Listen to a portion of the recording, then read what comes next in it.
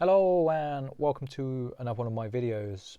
And in today's video I'm just going to be giving a talk about things they don't really teach you in business or business school, and things you have to kind of learn the hard way. Before I get into it, if you do like my content, you know how to support me by now. You can do that by liking, commenting and subscribing. If you do want to click on an ad, it actually helps me out a lot because it enables me to put out more content where I can put more research into it rather than just doing the unboxings. If you just like the unboxings, okay, that's cool. You know, that's completely fine. So yeah, I wanted to talk about issues that they don't teach you in business school. And I think one of the reasons I set this channel up initially was because I wanted to start maybe a video vlog of my career and my dealings. And also I wanted to highlight the differences between the actual educational side of things and how you mar that with the practical side of things. Now, there's lots of things they just don't teach you. They say, well, here's how you do the accounts, and it's got to be a balance book, and here's the profit and loss. And then there's sides of it where they don't teach you the practical things. Oh, I don't feel I was taught the practical things. So for those of you that don't know, like I spent a lot of time at university. I did a bachelor's across 2 universities. So I was at the University of Portsmouth where I studied international business management, and I ended up graduating with a BA in business administration. It's a long story how I got there, but it's essentially I didn't do a work placement, so I had to change over. I also studied at Linköping University or Universitet in Sweden. And then I went and did a master's degree. So I did a master's degree again. It was it was a dual master's degree across Newcastle University up in the north of England, and also Groningen in the Netherlands. And again, that was international business management. I really liked studying business. I knew growing up I wanted to be a businessman. I knew I wanted to be an entrepreneur. I wanted to be involved in the thick of things concerning business. So I spent a lot of my youth wanting to be a stockbroker. I was just endlessly fascinated by the stock market. But they don't teach you the fundamentals. They don't teach you how to read people. They don't teach you how to trade. They don't teach you about the correct tax issues, especially if you're studying a generic degree. You know, they don't teach you about the VAT limit, and you've got to be careful with both your time and your margins, etc. You know, so for example, if I'm buying this, I spoke about it before, and I've said I've got a VAT limit. I've got a VAT limit. Well, what does that even mean? And I'll explain it, because not everyone gets it. Not everyone is business minded. Not everyone has an inclination to understand the business side of things, and that's perfectly fine. Some people just want to look at good coins, and I'm never going to shy away from that side of things. That's the forefront of my business. But every year I'm allowed a rolling. It's across 12 months. It's a rolling 12 months. I'm allowed to sell 85k in product if it's on the VAT, if it has VAT attached to it. So, and there's 4 times of VAT in the UK that I'm aware of. You got VAT exempt, such as your bullion coins, and then you got VAT 0 rated, VAT 5% for your collectibles, and VAT 20%. Now, if I sell more than 85k in silver, I have to register and I have to collect VAT on behalf of the government. They don't tell you these things. It took me maybe 2 years to get my head around the VAT side of things.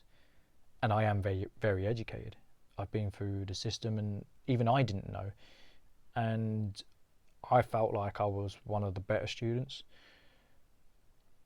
And it turns out, in terms of practicality, I learnt more in 6 months than I probably did in 6 years of being in academia.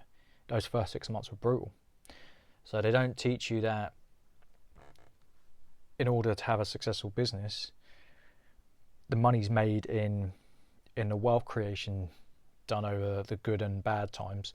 So for example, if someone else is struggling and I buy stock off them and I put it aside because I've managed to make a surplus, the wealth is made moving forward. It's the new old stock that really has the juicy margins. So you can go from being struggling entrepreneur or businessman, which is what I was, and I'm not saying I'm way ahead of the curve now, to actually doing pretty well in 5 to 6 years. You know, if you're really lucky, you can do it quicker, but to become super wealthy, you have to do it via the accumulation of assets that were bought on the cheap. And buying on the cheap tends to be buying at a time when it come out and waiting until the product matures. Now, I can give you an example of this. You know, I've got stuff like coins like this. You know, I cracked that accidentally. That was my bad. But coins like this, there'd be a point where the price either does well because spot price has risen a lot, or in terms of collectability, it will do well. It's not a given, but if you build up a portfolio, it will do well. So in business, you kind of got to identify trends and work out if you're on the right side of the trend. They don't teach you in business that sometimes if you mess it up, it's going to come back to bite you. It took me a month to put my accounts together. You know, that's a month I could have spent trading. And ultimately, it's because I didn't do it. I didn't do it wrong, but I didn't keep the correct filing system. It takes a lot of time to do these things. They don't tell you that when times are going bad, being an entrepreneur or a businessman can be the loneliest job on the planet. You know, mentally it gets to you because you see other dealers doing well or some of your competitors doing well, and whereas usually I'll be happy, I want to take their head off, and that's not on them because they're doing better than me. That's on me because I'm feeling bad about myself. And that's hard. They don't teach you that in business school.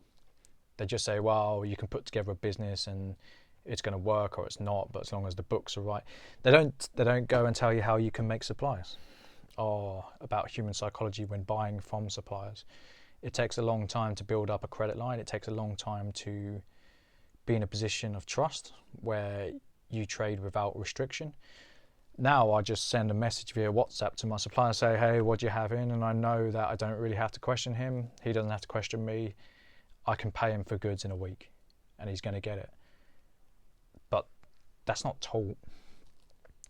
You know, it's one of those things where in academia, they break it down into why things are instead of how things are. So I had no education in setting up a business account or taking out a loan. These are all things that I had to work out for myself. And it's something that just isn't shared. Like I recently got into a very heated debate with a good friend of mine. You know, it won't be the first. It wasn't the first. It certainly won't be the last. And we were arguing about what the stock market was like. I've been taught how to value companies. It doesn't mean they're going to do well. You know, I've been taught how to value certain things, how to buy. I've taught myself how to deal with clientele and suppliers. But even though I'm skilled in these practices and I am a skilled businessman, I still am not guaranteed success. You know, they don't teach you about time management or about stock rotation, or the fact that due to some things that they're out of your control, that another competitor can cannibalize some of the hard work you put in. It's just not taught. I know this seems like I'm just going on a bit of a ramble, and maybe it should be in a more structured sense. It's more of a pep talk today. But these things are very important. Most people I know that have gone into business on the idea it will just work. You know, I went into business after I proved the concept. Every business I set up, I go out to prove the concept. Does the concept work? It doesn't always work. Sometimes I throw a few £1,000s at something and it doesn't work, and that's okay. Sometimes I throw a few £1,000s at it does work and I explore it further. Like with the coins, I was making more money from the coins than I was from my business, from my place of work, before I took it further. That's not really taught. You know, they're not teaching the correct things in academia. They're not teaching in a way that is productive to society, because we need businesses. We need to develop these skills and to promote our communities, because trade is the way that society moves forward. So the last thing I will say is they don't teach you about, sometimes I get this crippling fear that everything's going to fall apart, and it's just, they never mention it. It's the psychology of being a businessman or an entrepreneur, and I consider myself both, by the way. They are different, they are used interchangeably at times, but they are different things. I used to wake up and I'd think, I don't know how I'm going to do it. I don't know how I'm going to get money in the coffers. And sure, it's come with experience, but I still have days where I'm really struggling with my mentality. And that's probably why I struggle to put out consistency on YouTube, because there's some days where I just can't do it. I wish I could. You know, I've been very consistent of late. However, I've been filming multiple videos in one go, and that's enabled me to kind of continuously put content out. But yeah, there's a few things that they don't teach you. Here's just a handful of things. Take it for what it is. You know, if people have questions about certain aspects, I'm pretty sure I can answer them, or I can try and answer them to the best of my ability. I'm not saying I'm the most successful businessman or entrepreneur in the world, but I'm saying that I feel I'm at a stage in my life where I can give back and kind of help other people on their journey towards better success.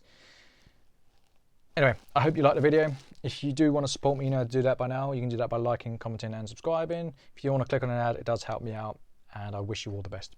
Bye.